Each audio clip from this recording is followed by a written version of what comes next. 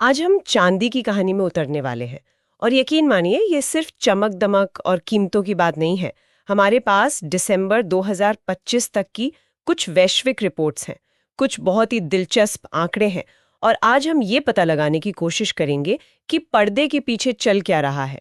वो कौन सी ताकतें हैं जो चांदी के भविष्य को एक नया आकार दे रही हैं। चलिए शुरू करते हैं सबसे बुनियादी सवाल से। मांग और आपूर्ति। किसी भी चीज की कीमत यहीं से तय होती है। और इन रिपोर्ट्स में जो पहली बात सामने आई वो ये कि चांदी की मांग वो आसमान छू रही है। बिल्कुल। और यहाँ ये समझना बहुत जरूरी है कि मांग आ कहाँ से रही है। ये हमारी दादी नानी वाली चांदी नहीं है जिसे तिजोरी में रखा जाता है। हम बात कर रहे हैं एक औद्योगिक क्रांति की। सोलर पैनल को देखिए, हर पैनल में चांदी की एक पतली परत होती है जो बिजली बनाने के लिए जरूरी है। इलेक्ट्रिक गाड़ियों की बात करें तो उनके हर कनेक्शन और सर्किट में चांदी चाहिए। और सबसे हैरान करने वाली बात तो एआई से जुड़ी है, मतलब आर्टिफिशियल इंटेलिजेंस। एआई एआई में चांदी का क्या काम? जो एआई को चलाने वाले हाई स्पीड डेटा सेंटर हैं, उनके सर्वर और चिप्स में चांदी एक बेहद जरूरी पुर्जा है। तो ये कोई मतलब शौकिया मांग नहीं है, ये भविष्य की टेक्नोलॉजी की जरूरत है। मतलब एक तरफ तो भविष्य की टेक्नोलॉजी चांदी मांग रही है, लेकिन सवाल ये है कि क्या हम उतनी चांदी जमीन से निकाल पा रहे हैं? सप्लाई की क्या कहानी है? और यहीं पर कहानी का सबसे दिलचस्प मोड़ आता है। सप्लाई की कहानी में एक बड़ा पेंच है। इन रिपोर्ट्स के मुताबिक हम एक ऐसे स्ट्रक्चरल डेफिसिट में हैं जहां मांग की रफ्तार सप्लाई से मीलों आगे निकल चुकी है। ये कुछ वैसा ही है जैसे आप एक 8 लेन का एक्सप्रेसवे बना दें, लेकिन गाड़ियां बनाने वाली फैक्ट्री हर साल सिर्फ 100 गाड़ियां ही बना पाए। अच्छा। नई खदानें खोजना और उन्हें चालू करना कोई बच्चों का खेल नहीं है। इसमें सालों लगते हैं, अरबों का निवेश होता है और पर्यावरण से जुड़ी मंजूरियां लेनी पड़ती हैं। नतीजा यह है कि उत्पादन की रफ्तार बहुत धीमी है, जबकि मांग बुलेट ट्रेन की रफ्तार से बढ़ रही है। इसका सीधा मतलब है कि चांदी की कीमत अब सिर्फ बाजार के मूड पर नहीं, बल्कि एक असली भौतिक कमी पर टिकने लगी है। ये तो बहुत मजबूत बुनियाद लगती है तेजी के लिए। लेकिन अगर सब कुछ इतना अच्छा है, तो फिर 2025 के आखिर में जो रिपोर्ट्स में जिक्र है कि बाजार में एक गिरावट आई थी, उसका क्या मतलब है? पहले कीमतें बढ़ीं और फिर अचानक नीचे आ गईं। क्या ये इस पूरी कहानी पर एक सवाल खड़ा नहीं करता? ये एक बेहतरीन सवाल है, क्योंकि ऊपर से देखने पर ऐसा ही लगता है कि शायद गुब्बारा फूट गया। लेकिन जब हम गहराई में जाते हैं तो पता चलता है कि ये गिरावट बाजार के टूटने का संकेत नहीं थी, बल्कि एक सेहतमंद प्रक्रिया का हिस्सा थी। इसे प्रॉफिट बुकिंग कहते हैं। Profit booking. सूलना चाहते हैं, वो बेचते हैं जिससे बाजार में सप्लाई थोड़ी बढ़ती है और कीमतें कुछ समय के लिए नीचे आती हैं। लेकिन क्या इसे सिर्फ सामान्य कह देना थोड़ा ज्यादा आसान नहीं होगा? मतलब कई छोटे निवेशक तो इस गिरावट से डरकर बाहर निकल गए होंगे। आपने बिल्कुल सही नस पकड़ी है। छोटे निवेशक अक्सर ऐसी गिरावट से घबरा जाते हैं, लेकिन बड़े खिलाड़ी यानी जो संस्थागत निवेशक हैं, वो इसी का इंतजार करते हैं। उनके लिए ये एक सेल लगने जैसा होता है। और सबसे अहम बात जो इन रिपोर्ट्स में सामने आई, वो ये कि इस गिरावट के दौरान कोई बुरी खबर नहीं आई थी। अर्थव्यवस्था ठीक चल रही थी, औद्योगिक मांग में कोई कमी नहीं थी। मतलब गिरावट की कोई ठोस वजह नहीं थी, सिवाय इसके कि बाजार थोड़ा ठक कर सांस ले रहा था। ठीक है, तो ये एक तरह का ठहराव था। अगर गिरावट आई तो मेरा पहला रिएक्शन होगा कि लोग अब बेचने पर तुले होंगे, मतलब बाजार में शॉर्ट पोजीशन बनाने की होड़ लगी होगी। क्या रिपोर्ट्स में इस बारे में कुछ है? क्या लोगों में डर का माहौल था? दिलचस्प बात यह है कि ऐसा बिल्कुल नहीं हुआ, और यहीं से बाजार की सोच में एक बड़ा बदलाव दिखता है। रिपोर्ट्स के मुताबिक फोकस शॉर्ट पोजीशन से हटकर बिल्कुल दूसरी तरफ चला गया। अब बड़े खिलाड़ी और विश्लेषक ये नहीं पूछ रहे थे कि कीमत कितनी गिरेगी, बल्कि वो ये पूछ रहे थे कि दुनिया भर के गोदामों में असली भौतिक चांदी बची कितनी है। चर्चा अब कागजी कॉन्ट्रैक्ट से हटकर जमीनी हकीकत पर आ गई थी। इस बदलाव का क्या मतलब है? बाजार का ध्यान अचानक असली चांदी की गिनती करने पर क्यों चला गया? इसका मतलब है कि बाजार अब सयाना हो रहा है। उसे समझ आ रहा है कि असली खेल कागज पर नहीं बल्कि भौतिक धातु पर टिका है। और इसी सोच को एक और आंकड़ा मजबूती देता है, इनवर्स सिल्वर ईटीएफ। हाँ, ये वो फंड्स हैं जो चांदी की कीमत गिरने पर पैसा बनाते हैं। बिल्कुल।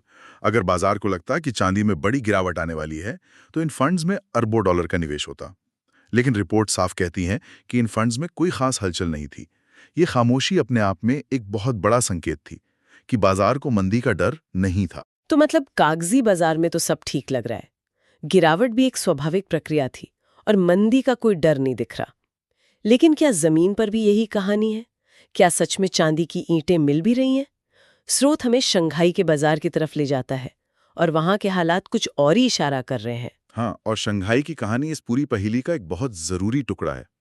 रिपोर्ट्स ये साफ करती हैं कि ये कहना गलत होगा कि शंघाई में चांदी खत्म हो गई थी, लेकिन हाँ, उपलब्धता बहुत बहुत कम हो गई थी।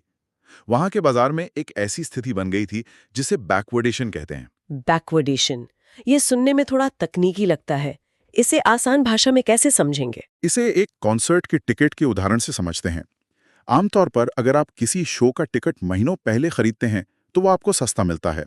शो की तारीख जितनी पास आती है, टिकट उतना महंगा होता जाता है। बाजार में भी ऐसा ही होता है।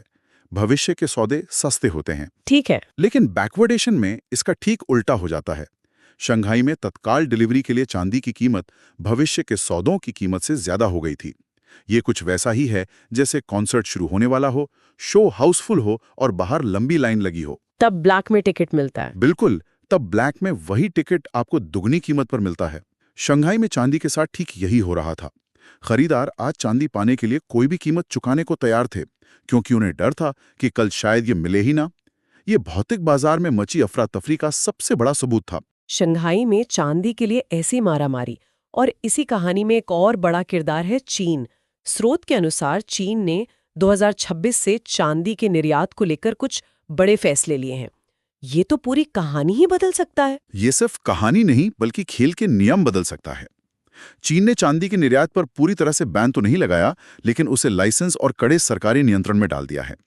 इसे समझने के लिए यह जानना जरूरी है कि चीन सिर्फ चांदी का एक बड़ा उपभोक्ता नहीं है, वो दुनिया का सबसे बड़ा रिफाइनर भी है।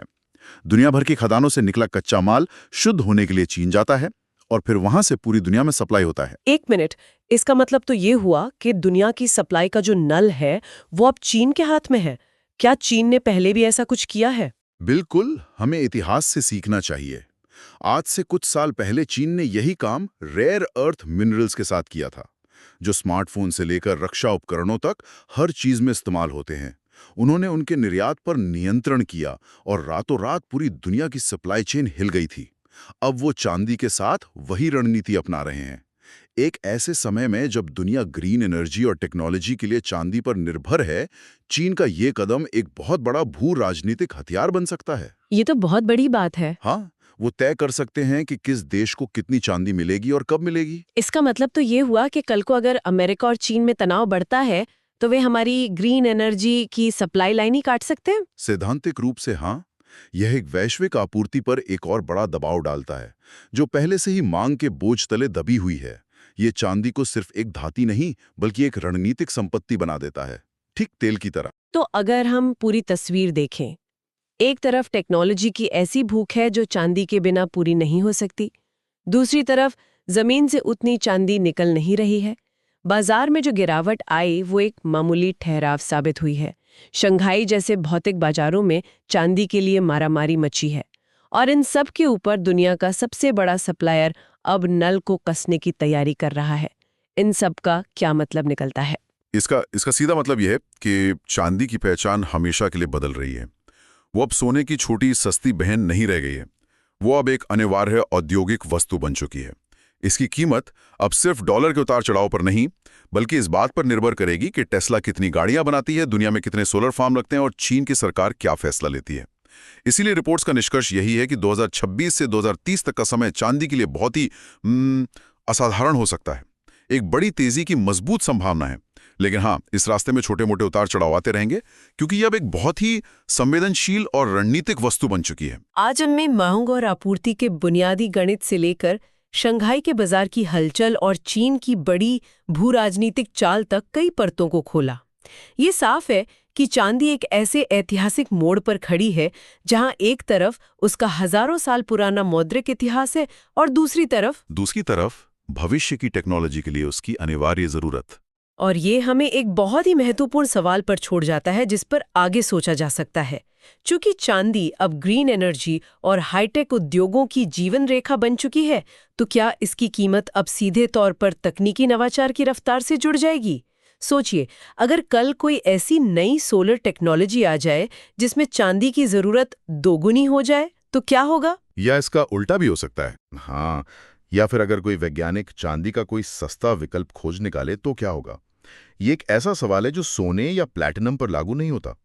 सोने का मूल्य आज भी उसकी मौद्रिक विरासत में है, लेकिन चांदी का भविष्य अब उसकी औद्योगिक उपयोगिता तय करेगी। अपने मौद्रिक अतीत और रणनीतिक भविष्य के बीच फंसी चांदी आने वाले दशक में देखने के लिए सबसे दिलचस्प संपत्तियों में से एक